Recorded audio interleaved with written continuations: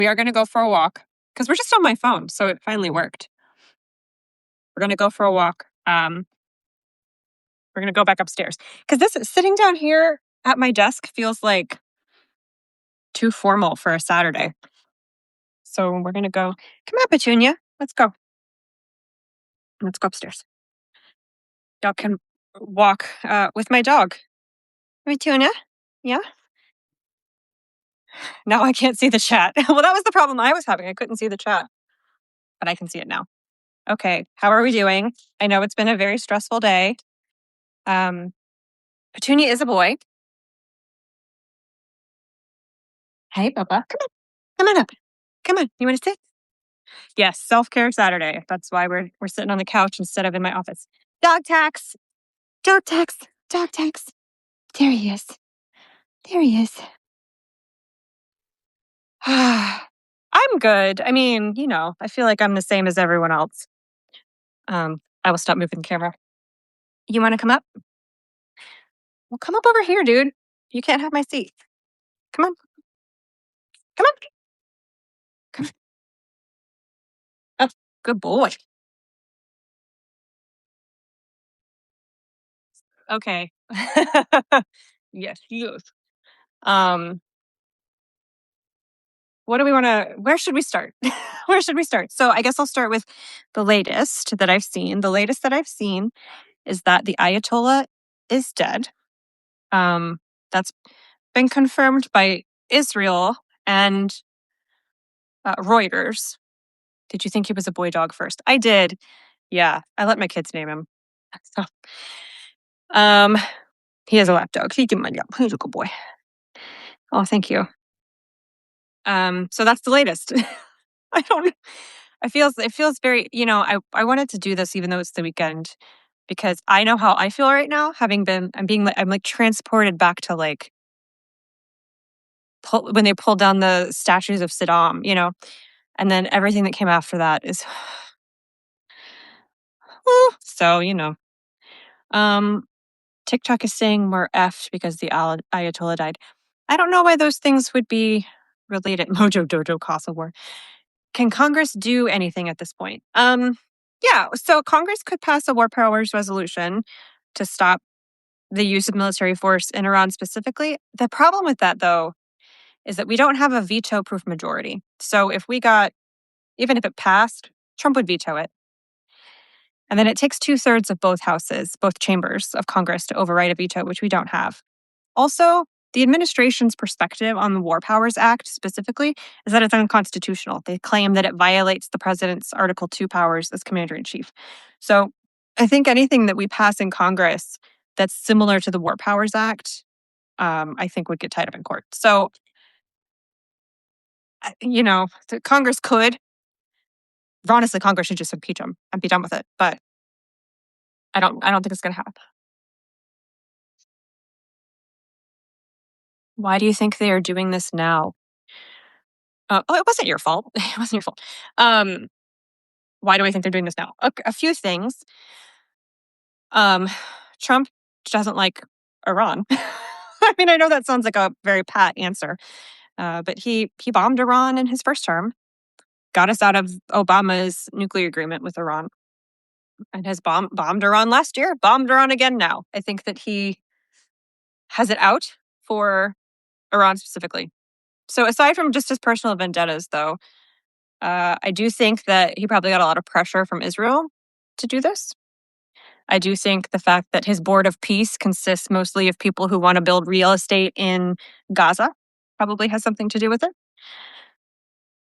Yeah, I mean, they've been signaling that they were going to do this for months. So I was kind of expecting it last week, but there's that Olympics stuff, like the Olympics truce stuff. Not that he really cares about that, but I think he's probably just waiting for all that to end. And if he waits too long, if he gets too close to the midterms, I don't think he wants all that. So, you know what I mean? Like if it gets to, then it's just people don't want to be involved in a war in the Middle East. But if you can do this now and get it over with before voting really ramps up or early voting starts, then it won't impact anything. You don't have to lay on me.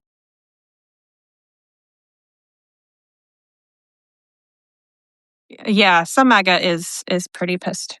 Hey, Okay, get off. Get off of me. Yeah, I'm no fan of Netanyahu. I'll tell you what. Is this because he's worried about midterms and he thinks this will help his case? I don't know. I mean, it could be, that's the kind of classic wag the dog thing, which had a lot to do with W's insistence that we stay in Iraq and Afghanistan way past when we should have. It is true that if an American president can keep us in a war, sometimes that will help their polling. Sometimes it didn't help in Vietnam, and dissatisfaction with wars in the Middle East is one of the reasons we got Obama. So there's that. It's also one of the reasons we got Trump again. Like he ran on no new wars, especially in the Middle East. Fat lot of good that. Fat lot of good that did. um. Okay, hold on. It's only showing me like one of your comments at a time, so I have to scroll. What kind of power vacuum will this cause if the Ayatollah is dead? Yeah. Great question. There's no real clear answer to what comes next without the Ayatollah. Like Iran's General Assembly is 88 people that are handpicked by the Ayatollah. Are they in charge now? Are they going to install the son of the Shah, who lives in the US and definitely would like that to happen? Is actively campaigning for that to happen? Maybe. Um, Again, maybe this is just like my elder millennial trauma, but power vacuums in the Middle East don't seem to end in anything good in my lived experience. I'm hoping that that's not the case for the sake of the people who live there,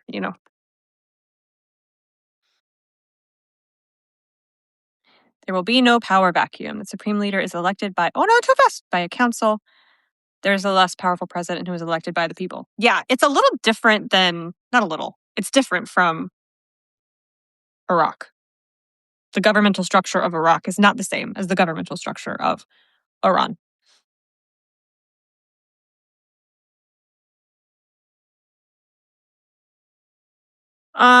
In Project 2025, it talked about drafting public school kids while leaving the private school kids alone. No, I don't think that we will be in any kind of situation where boots on the ground will happen. I think that Trump will desperately try to keep boots on the ground from happening. We'll try to prevent boots on the ground because that is the situation where like the American populace will start to be pissed. Normies, not just people who pay a lot of attention to politics and want to talk about it on a Saturday, but like normies will be pissed. So as long as it's airstrikes and a naval buildup, we kind of go on about our lives. But no, I don't think we're at a draft at all. Oh my God, Petunia. What do you think about the Iranian people who are celebrating right now? I mean, they have every right to. The Ayatollah was a butcher. He was a psychopath. It's the same, but like people celebrated when Saddam Hussein died. Also a psychopath. No one's going to mourn him. Not no one. That's an overstatement, but you know what I mean. They're allowed to be happy about it. He just killed 30,000 people.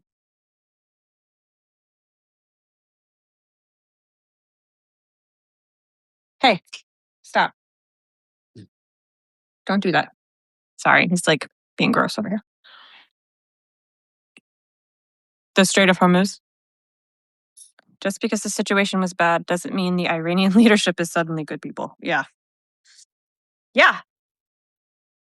That is true.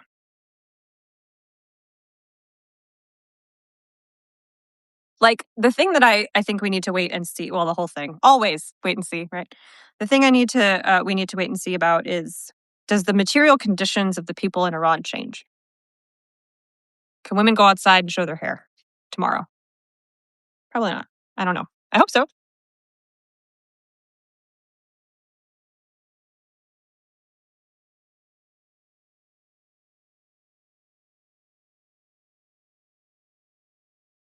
Are we frozen? I'm seeing stuff happen. I got a 6-month ban on Facebook. I'm sorry. I got banned on Instagram. I got banned off Instagram Live for a year. That should be up soon, actually. I think in April it'll be my year long Why? Because I told Trump to jump in a lake, and that was interpreted by Instagram as a threat of violence. So I got banned for a year.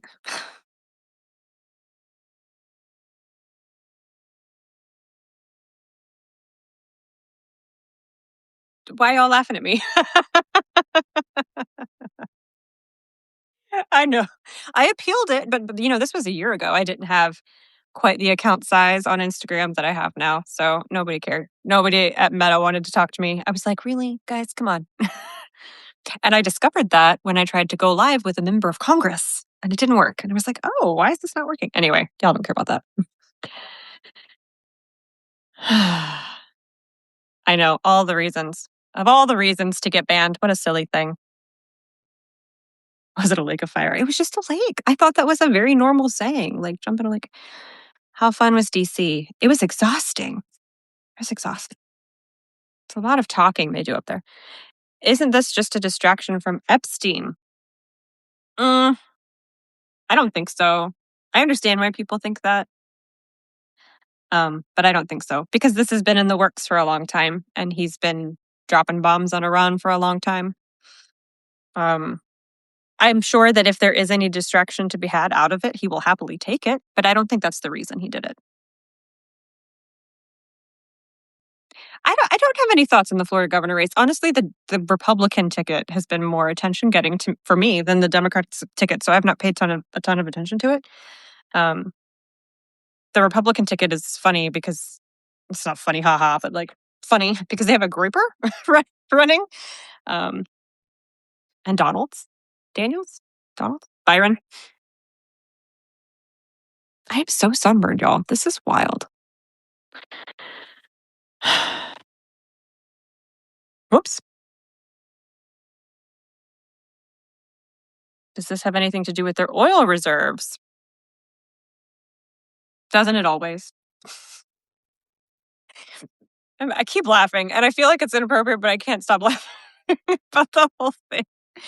Um, yeah, I'm sure it does. I'm sure it does. I don't know if it does as much as it did in the 90s and the early 2000s. Like when we went to war in Iraq and Afghanistan after 9/11, that felt very much like explicitly about oil. This feels more about real estate to me. Like the fact that we just had that big board of peace meeting, where all the people on the board of peace were like, you know, investing in rebuilding Gaza, which just meant investing, like buying up real estate in Gaza. You're not gonna, if you're gonna build a luxury hotel in the West Bank, it's not gonna make any money if there's all of this global instability in the region. And the best way to get rid of instability is to get rid of the antagonist, and that's Iran, depending on your perspective. So I think, I mean, if you have, I'm not a conspiracy theorist, y'all know this, but if I had to guess at like a motive behind the motive behind the motive, that would be it for me.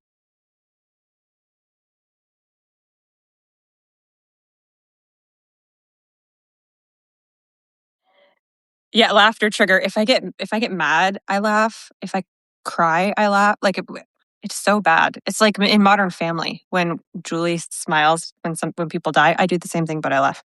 Should we be paying attention to the Paramount Warner Brothers deal? I'll be real with you. I don't watch TV and I don't watch movies, so I don't. It's not good in as much as like any trust monopoly is not good. Uh, and now like most of the major mainstream media is owned by MAGA oligarchs, which is of course not good. I just don't think it's going to work. Like the thing that they're intending to do, and by they I mean like Ellison, Bezos with the Washington Post and all that, is to like take the culture back for the right. That's not going to happen. There's a reason right wing media is not popular with anyone outside of weirdo Christian homeschooled circles. And so they can try. I mean, look what Barry Weiss has done to CBS. Nobody watches it. I think the same thing is probably going to happen. And hopefully, if we get a Democrat in the White House in 2029, they can bust the trust. Yes, break up the mergers. Yes, they can sue.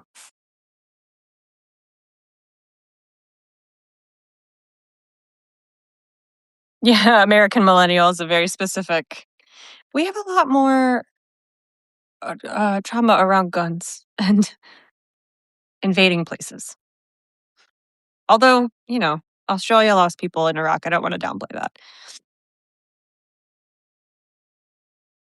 Yeah, that's not good for journalism. No, I think that we'll see a lot more in the next couple of years as whatever Ellison plans to do shakes out. I think we'll see independent media get, more, not popular is not the right word, depended on.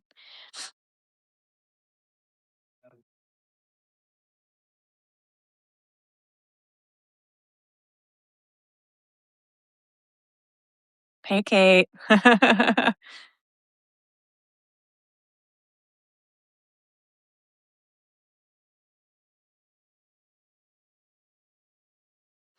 Who do you recommend for news sources? Um, is the AP currently a trustworthy source? Yeah, I mean the wires in general. I think unless something changes, I don't know. I think the wires are good. That's AP, Reuters. Foreign news is usually pretty helpful. BBC, Al Jazeera. I do like Ground News. A lot of you were saying Ground News. They are a sponsor. I used them before they were a sponsor. So the thing about Ground News that I appreciate is that it gives you a bias rating. So even if you don't have a good sniffer for like, this feels like a left wing thing or this feels like a right wing thing, it will tell you. And it'll tell you who owns a publication, which is useful information. Mother Jones is doing a great job. Politico's doing a good job. Some people don't like Politico, but I think they're fine.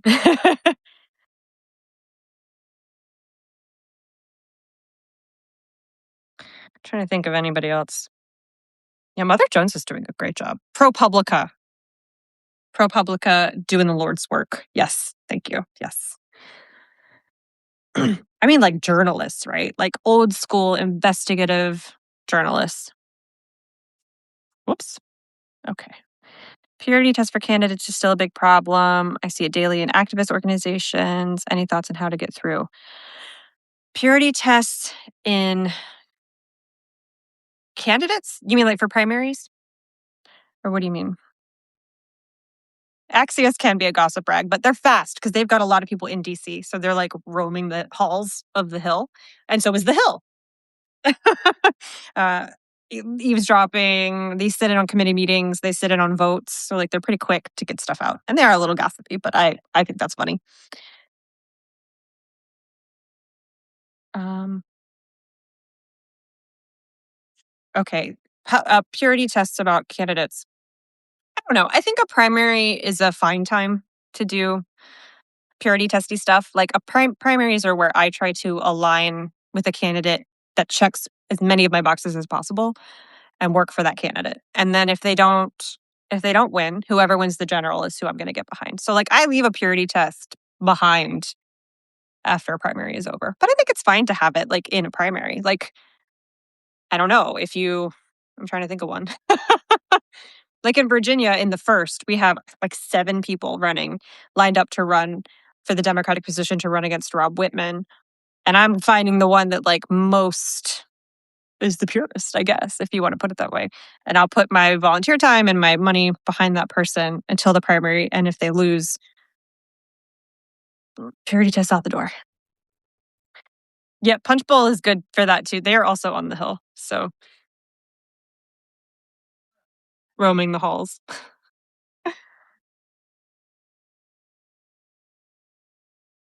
Literally. You can walk in to Congress and just sort of walk around. You'll run into the darndest people. Canceling elections. Canceling elections fears abound. I can speak about that. It just doesn't change anything. Sorry, I have a dog hair on my face. Yeah, I mean, it doesn't change anything. He can't. There's not a new magical mechanism for canceling elections because he bombed the Middle East. Like, I don't know, but we've been at war in the Middle East for so long that when people suggest to me that bombing a location in the Middle East means that suddenly we can cancel elections, that just seems so funny to me. And I'm not trying to one of the funniest things about this job that I do now is realizing how old I am. That things that seem pretty obvious to me because I've lived through this sort of thing before are not obvious to everyone because not everybody was paying attention or was old enough even, you know. We got into war in the Middle East in like 2001. That was 25 years ago.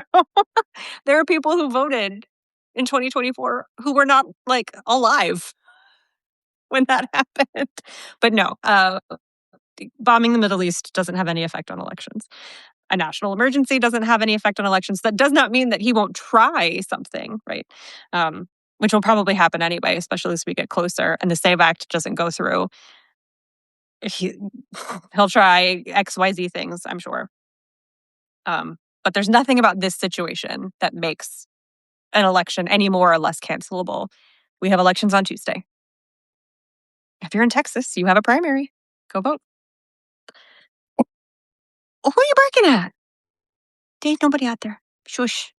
I'm on the telephone. Let me plug my phone. There's no one knocking even. He just imagined that he heard something and excited for the knit-in next weekend. Yes, I will be in DC on Sunday, the 8th, for the Angry Knit-In. That's the knitting cult lady, if y'all are familiar. She's having an event. I will be speaking about something. I don't know what. We're gonna find out. I will not be knitting. I can't knit. But I'll be there. Ice at polling places is likely the most he'll end up trying. I am sure that's gonna happen. I am sure you are right. Yes.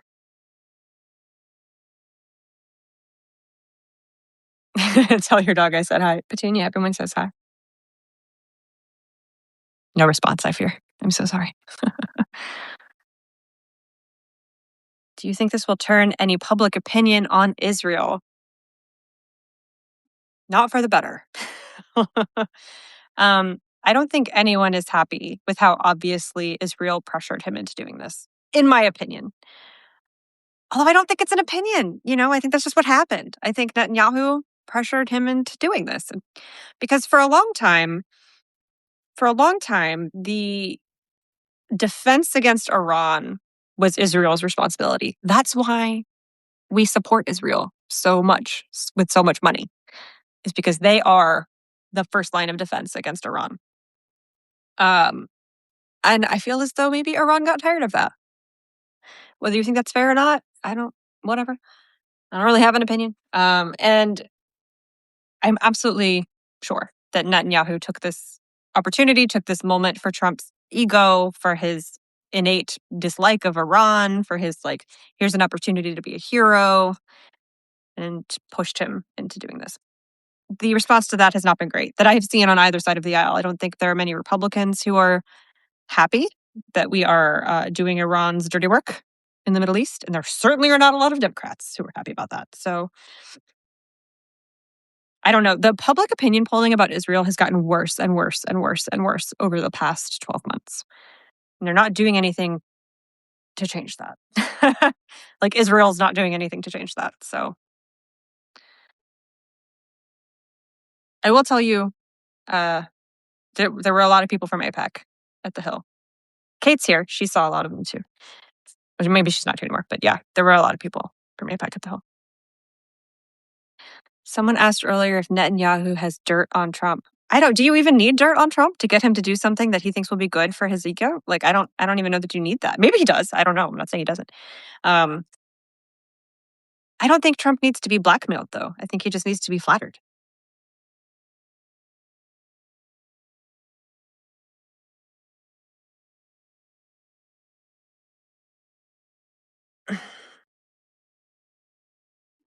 Excuse me. Trump is the dirt.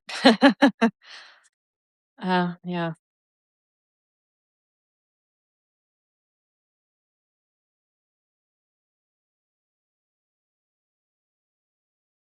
Yes, Mom Johnny is very good at the Trump thing. He's like nailing it. Very good at it. He got his number real fast. Right. So, I mean, all Netanyahu probably had to say was, you'll get the Nobel Peace Prize if you take out the Ayatollah. That's probably what he told him.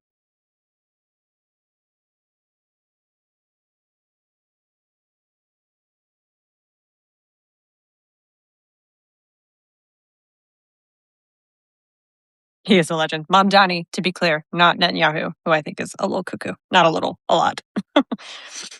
Mamdani is a legend. Super smart.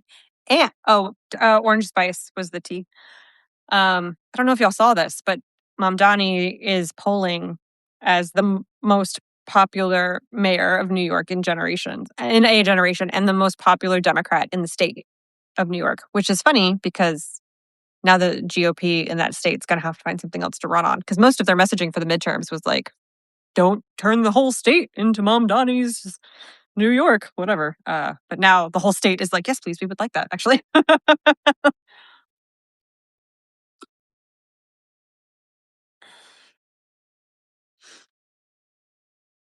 He's doing a great job. He's doing a great job. I mean, it's only been 2 months. He still has time to fall on his face, but I don't think that's going to happen.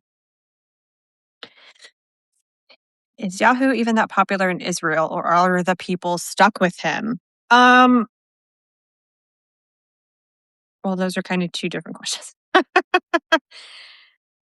He has some disapproval. Yeah. I mean, he's got the same situation Trump has, where he's got like corruption charges that he's trying to do anything to avoid prison for. But there's certainly people who disapprove of him. But I would say a little column A, a little column B. Ooh, had a different take on the election stuff. It was something about secret EOs. I didn't see it, so I don't know what she said. I don't go live that often.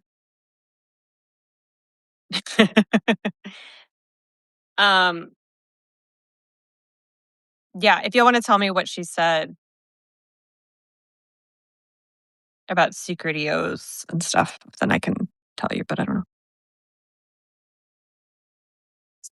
Whoops. I don't think the Israelis are bloodthirsty. I think that's a bit much. It's a tough place to live. Like, it's very tense. I could not live there. I'm concerned about the fear-mongering around the midterms. Yeah, I mean, again, going back to the thing about, like, being old. I remember I found one on Instagram, and I put it on Instagram, but I remember people on the left saying the same things about Iraq. When W invaded Iraq, it was like, "Oh, he's gonna cancel elections. He's doing this to cancel elections." So I don't know. The Katies. Okay. Monty said that the plan is to stop the midterms, and if we don't stand up and strike now, there will be no midterms. Oh, that's funny. That's the girl with like the red hair, right? She's not usually wilding out like that. God damn it. Every time I scroll, it like moves the whole screen. Yeah, no. Again, I don't see what people think this changes. Like, we're not at war. First of all, Congress has not declared a war. So if you're going to access some sort of legal power to do something that you can do when you're at war, then you need to be at war. We're not. He also invaded Venezuela and bombed Iran last year. And like, we have elections on Tuesday. You know what I mean? And they're midterm elections. So like, I almost don't know what to say to it when people say stuff like that. Like, because no one can give me a thing to push against. Like, he's going to cancel the midterms. How? Executive order. So what? So he writes an executive order. What do people think happens then? Like, there's no way to enforce an executive order upon states that control their own elections. It's just not. I'm not saying it's not anything. And of course, we should be very vigilant about the ways that he will try to meddle with elections, because I don't think anyone is under the impression that he's not going to try to do that. But just canceling them, I just don't buy it. Like, there are things that he can try to do to make it harder to vote. There are things he can try to do to make it harder to uh, get an accurate count of the votes. The same sorts of things people do and have been doing, Republicans especially, for many years. Lawsuits. I think we'll see a lot of lawsuits. I think if we see close elections, we'll see Republicans try to toss it to the House to decide which has a Republican majority. So there's a lot of like shenanigans and voter suppression that we're going to see and continue to see, and that's going to ramp up over time. If he could cancel the elections, I think he would have done it already before, like the Wisconsin Supreme Court seat was flipped. Do you know what I mean? So I don't know. Again, do not hear me say he's not going to try to do whatever. um, but I will remind you, he tried to get rid of mail-in voting last year, and that didn't go anywhere. Do you think Jill Stein will return? Like the cicada? She's already popped up. Yeah, she's on Twitter. She reemerged to talk shit about Abigail Spanberger.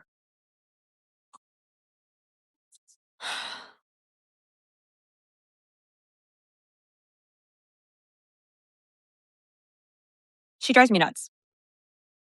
If Jill Stein has no haters, I am dead. Should we worry about the new AI company taking over for surveillance and autonomous weapons?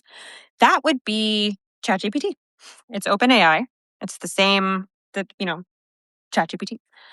AI companies are already deeply embedded in every aspect of our government, and you are already being surveilled right now on your phone.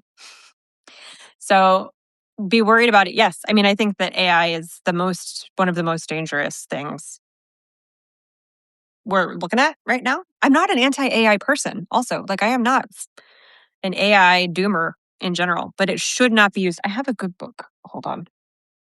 I'm not going to get up and get it. It's called Code Dependent.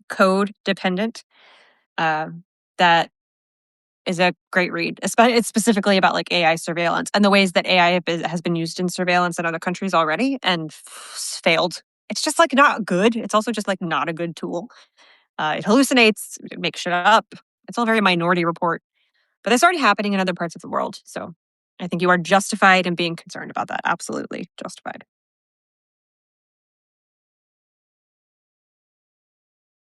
But it's also like the stuff that DHS is doing about trying to get people's information who are anti-ICE and things like that. I'm like, again, another aspect of being old is like I remember in the Bush administration when when they used to wiretap our phones. I just kind of assume they still do that. I don't know if that's silly.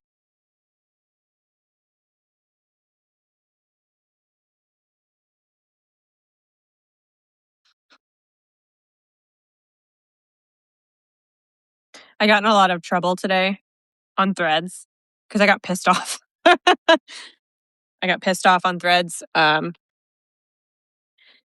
I said, what did I say?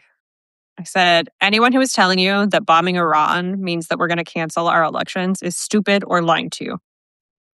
And I got lit up. People on Threads did not like that.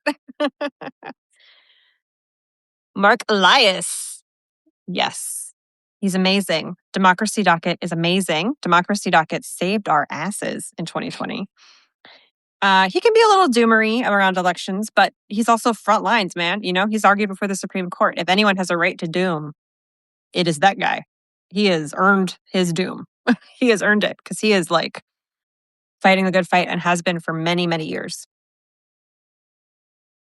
Yeah, Democracy Docket is great. I mean, Run for Something, I give money to every month. Democracy Docket, I don't think I give them money every month, but I give them money. The ACLU, I give money to every month. Lawyers, Democracy Forward, I give money to. Democracy Forward does a lot of the lawsuits against ICE. So I am just all the lawyers. Threads is the worst, y'all. And I know I can probably only say that because I'm not on Blue Sky. But Threads is terrible. Stupid. Stupid. Anybody saying that is stupid. And maybe I shouldn't be name calling or like tell, because what I said was they're stupid or they're lying to you and you should unfollow them. And I think people did not appreciate that. Because I got a whole lot of people that were like, well, I said it. Should people unfollow me? I don't care. I'm angry. Leave me alone. People forget that like content creators are just humans. And I'm a human with a hair trigger, so I will snap at you. Okay. Do we get a fuck you make me shirt? I don't know. A lot of people say that, John Oliver says that, I think. So I don't want to claim it because I don't want people to be like, I said that 10 minutes before you did. So I don't. Yeah. California has more Republican voters based on population. Oh, yes, there are way more Democrats. Yeah. California does, yes, it is a liberal state. For now, things can change. Not every state has the political composition that it has right now.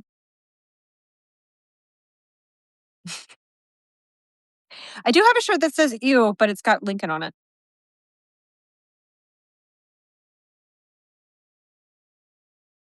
Kids are watching some YouTube thing downstairs.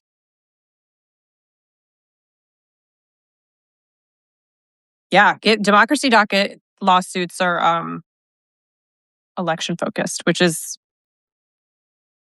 what we need to be focusing on right now, right? There are more Republican voters in California than there are in total in some states. Same thing in Texas, right? Texas has more people who voted for Kamala Harris in 2024 than some states have in total population. Texas doesn't have voter like party ID registration though, so it's not necessary. It's not necessarily true that all these people are like big D Democrats, but they probably are. Human with a hair trigger. Yes, I am. I am. Because you can. It's so like the thing that pissed me off today was that as soon as I woke up, I look at my phone. We bombed Iran, right? I'm like, the first thing people are going to say are that we're not having midterms, and that was exactly what happened. And it just pisses me off because it's the same thing that happened that people started saying after Venezuela. It's the same thing. Like Donald Trump sneezes, he's going to cancel the midterms. And it just, I really feel like it is a bot driven narrative at this point. Like some bot farm somewhere has picked up that people want to push on that fear, like a rotten tooth. You know, when you have a loose tooth and you like push on it because the pain feels kind of nice. People want to push on it like a bad tooth every time something bad happens. And I can't figure out why. I don't know what the psychology of that is, but I feel like it's a lot of bots because it's so fast. And as soon as I said that thing that I said earlier about like, stop following these people, I got no lie, like 100.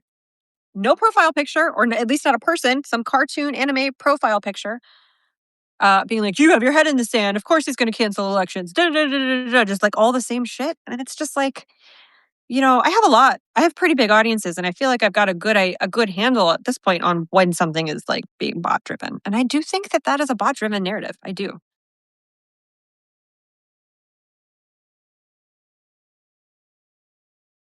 Martial law doesn't scare me, but I need to learn about the Insurrection Act. That's more of a concern. Yeah, so I can talk about that. The Insurrection Act. Um, Actually, I've got some videos about it.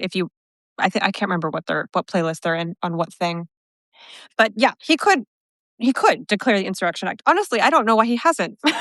Like the Insurrection Act, he could have declared in any of these times that he wanted to send the National Guard to places. And I can only imagine that he hasn't because someone in his legal team was like, that's not going to work. But I don't know why it wouldn't work. We used the Insurrection Act during the Bush administration, the first Bush administration, not W, Dad, for the LA riots in the 90s. So, like, why don't you just do that? Instead of going through all of this legal wrangling with Chicago about whether or not you're allowed to use the National Guard, like, just use the Insurrection Act. I don't know. I don't know what his deal is and why he hasn't done that. Maybe he feels like it's like a get out of jail free card. Like you could only use it once. I don't know. I don't know. Or probably more likely is that he'd get sued immediately and then have to justify it in court. And of course, you cannot justify that there's any insurrection happening anywhere in the country except the one he did.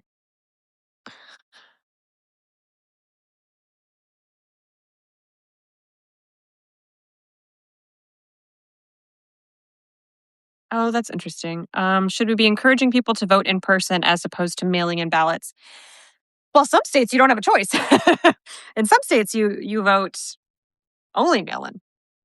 I think that early voting in any way is good. Early voting, the earliest you can vote, you should do that for a lot of reasons.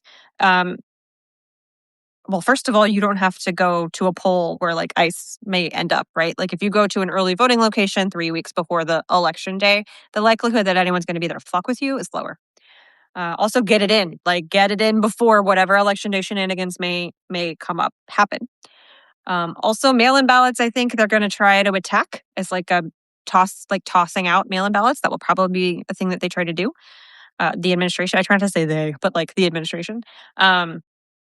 Also, the earlier you vote, the sooner campaigns will take you off their contact lists. So if you get a ton of text messages from campaigns in your state, if you vote early, they'll start taking you off because it costs them money every time they text you or call you. So just for your own your own peace of mind, vote as early as you can. Also, it shows campaigns get like reports about turnout in different precincts throughout early voting, so then they can narrow in on where they have to be focusing their get out the vote efforts. Like they can say, well, 70% of voters have already turned out in precinct A, but only 40% in precinct B. So on election day, we really need to focus on precinct B. So for a lot of different reasons, but especially in these midterms when who knows what goofy shit we're going to see on election day. If you can vote early, I would do so. And I would do it in person.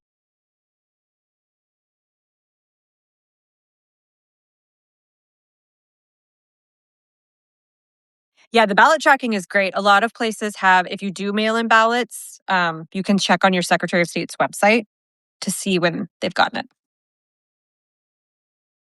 Why is our election day not on a weekend? Because of farmers. It was because weekends when people would be coming in from rural areas to town for their markets, like when farmers would come in. It was the travel time. Monday was market day. Tuesday we voted. So that's why.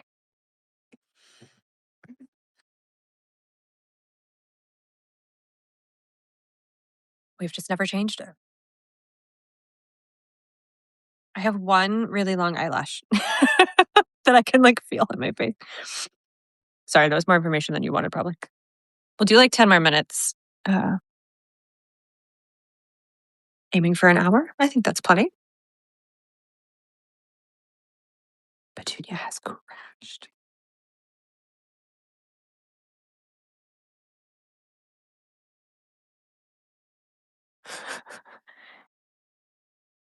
Did weekends exist when the Constitution was written? Yeah, more of like a Sabbath sort of a thing. I don't know that Saturday was really like anything, but Sundays were a big deal. Are you familiar with Ballotpedia? Yes. I love Ballotpedia. Thoughts on Kamala endorsing Crockett? It's cool. I mean, she hasn't endorsed a ton of people since her run. She's endorsed a couple of like former staffers who were running for things. That's not Crockett, but like in other races. Um, right. I think it's, she's trying to turn out the 92%, in which case it's a good move.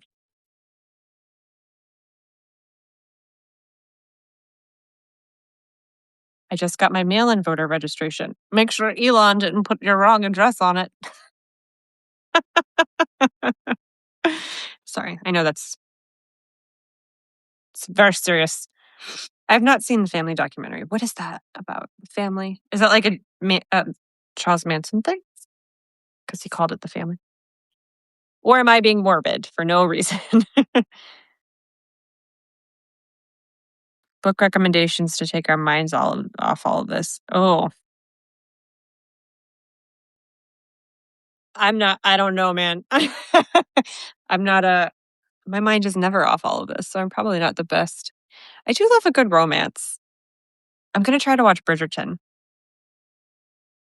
the new season. You know who's a giant Bridgerton fan? Sarah McBride. When I met Sarah McBride in her office, I've met her before, but like I went to her office last week to talk to her about paid family leave. And she's got like Bridgerton merch in her office, like a Bridgerton pillow on her sofa. It's very millennial. It's very cute.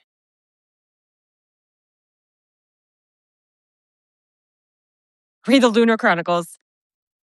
These, wait, how do I can't point. Where are they? Over here. These.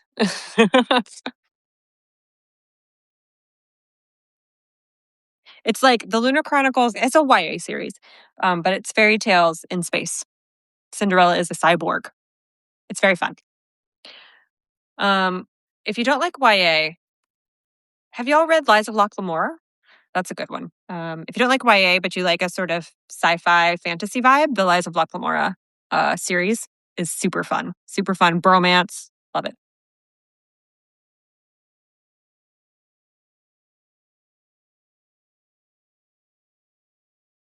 I know. I only read things that put my mind back on it. Did you ever think about running? I mean, yeah, sure. Everyone who is into politics has thought about running. Um, it's not for me. What's the most interesting thing that you've learned about any congressperson that you've met? Bill Foster's career is fascinating. Bill Foster from the Illinois, the Illinois 11th, I think. Um, he was a particle physicist for many years, like 20 years. He's the only physicist in Congress, but he was like a theater lighting designer for a while. I thought that was kind of funny. I didn't realize this until she told me, but Sarah McBride, because she's at large, right? Delaware only has one representative. Sarah McBride represents the most people of anyone in Congress. She has 1 million constituents, which is more than anyone else in Congress. I thought that was super cool. Who else? Adelita Grijalva has perfect skin. um, that's maybe not terribly interesting, but I thought it was cool when I met her. Meeting Adelita Grijalva was hilarious because like I saw her and I went, oh, and she saw me and she went, oh, and then we just like hugged before we said anything to each other. I'm going to be her best friend.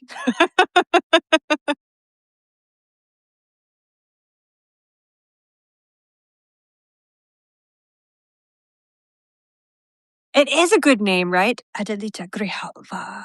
Girl. And she's little and has great skin. Okay. Ooh, oh, big one. Okay, book recs for relearning accurate American history. Yes, book recs for relearning accurate American history. Hmm. So, These Truths by Jill Lepore is the thing that I recommend to everyone as a first, like, you don't know anything about anything. And that's like 1492 to present day. It's long, but she covers a lot of ground. So it's These Truths by Jill Lepore. I also think that The Warmth of Other Suns is a must read. That's by Isabel Wilkerson. The Warmth of Other Suns is about the Great Migration, which is, we had the Jim Crow South at the onset of the Jim Crow era. The Black population of the South started fleeing to northern cities, New York, Philly, Chicago, Detroit. That's why they have such big Black populations in those cities, because people were fleeing Jim Crow. And it changed the economy and the social life of America, the cultural life of America, of those cities. So These Truths is like a survey, like an overview of American history and whether or not we are living up to the promises of the Declaration. But The Warmth of Other Suns will give you, I think, a bigger look into specifically how we kind of got to this like racialized America. There are two Americas, right? Like there's Black America and White America. Um, and I think if you read those two things, a bonus recommendation, White Trash by Nancy Eisenberg. White Trash is a history of the American working class, white working class specifically. And like the idea of rednecks and all of that, which is also useful in understanding the class structure of the country. So those three things, I think, give you a pretty well-rounded perspective on American history.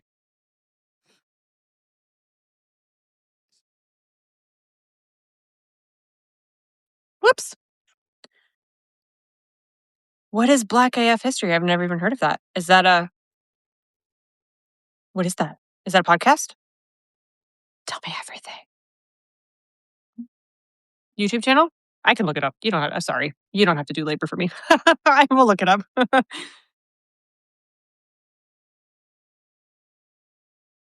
Caste is also great. Yeah, Caste is Isabel Wilkerson's other book about, well, the American racial caste system. Trying to think if there's anything else that I would like hardcore.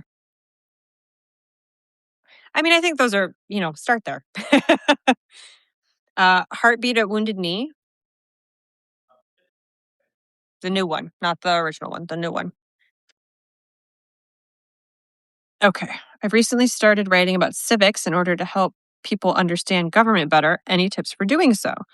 Started writing about civics. Tips for writing about civics. Simplify it. Simplify it as much as you can. Don't use legal language.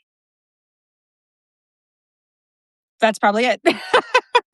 So you got to remember, when the Constitution was written, and our founding documents like the Federalist Papers, they were closer in time to Shakespeare, language-wise, than they are to us. So it can be, despite the fact that the Constitution is very short, it can be really hard for people to understand.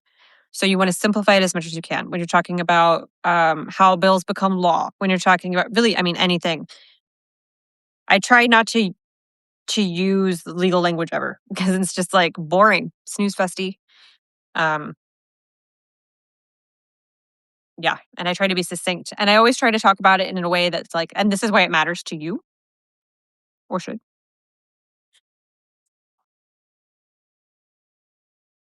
Okay, one more minute. Black AF history is so good. Okay, so this is a book. How have I not heard of that? That's wild. Thank you. I will check it out. Oh, The Family. That's that Netflix documentary. I see. Yes, yes, yes.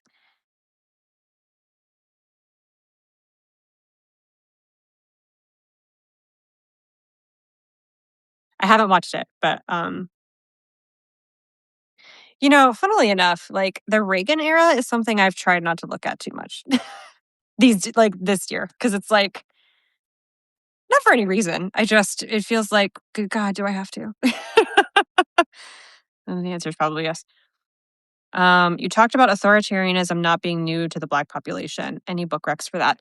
I think honestly, both of the Isabel Wilkerson books, Warmth of Other Suns and Caste, especially Caste, would be good. Anything that you want to read about the Jim Crow South, because historians have arguments amongst themselves about whether or not the Jim Crow South qualified as fascist, like explicitly fascist. I think yeah. So there's people who say that like it doesn't, because it wasn't like a corporate, like government control of corporations or that sort of thing. But like the Southern economy was entirely based on cotton, and like all their laws were about cotton and enslavement. So anyway, you can make arguments about both, but the methods of oppression in the South were 100% were absolutely fascist, whether or not you want to say that the entirety of the Confederate States of America was a fascist country. Their methods were explicitly fascist. And yeah, so that's why, like, when I first started making content, I was so like, y'all keep calling Trump a fascist, but it's just because he's treating you like you're Black. Like he's treating the entire country like it is populated with Black people from 1912 in Alabama. And that's why so many white people were like, but me? Yes, now you. Yes, here we are. Yeah, but that's a nerdy. I mean, whether or not something is technically fascist, I think at this point in this moment in our lives, it doesn't super matter. Like people really like to argue about that, whether or not we're living under fascism now. I kind of don't care what you want to call it. At the end of the day, it is the same, right? Like at the end of the day, the outcome is the same. Americans are still being shot. Americans are still being deported. Americans are still being put in cages. Like at the end of the day, does it matter what we call it? I don't know. It will to someone someday who writes a history book about this time, but I don't want to argue about it, I guess. Okay, I'm going to pop off. I've been talking a lot today. Marching orders. Marching orders. I don't know that there's a ton to be done. And I know y'all know I hate saying this. because I'm always like action, action, action.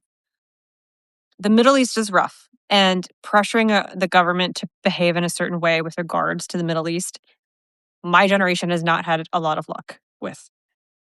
I think that the elections are where feedback to this really comes in. And I don't think it's pointless to call your reps about this. I know that like the war powers resolutions probably won't make a difference. We don't have a veto proof majority on those. So even if they pass, he's just going to veto them. But sending the message still matters. And the message of resistance to the administration accumulates over time and accumulates over different issues. So I would still make calls to folks. I know that the reps are heading back on Monday and they will probably have a vote about this. Um, yeah, but otherwise, I think this is sort of a wait and see thing. Like, if the Ayatollah is dead, which it sounds like he is, then whatever comes next will depend on what the people of Iran do. So,